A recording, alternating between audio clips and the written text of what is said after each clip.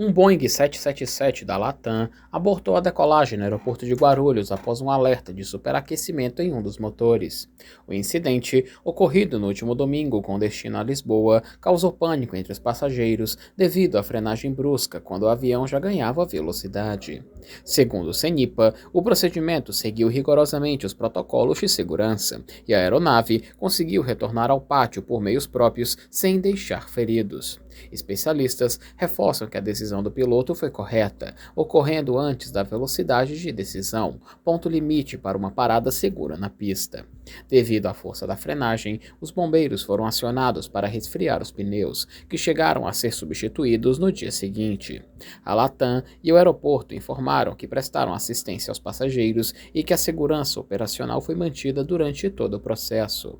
Para mais informações, acesse o portal Povo, se inscreva no canal, link na descrição.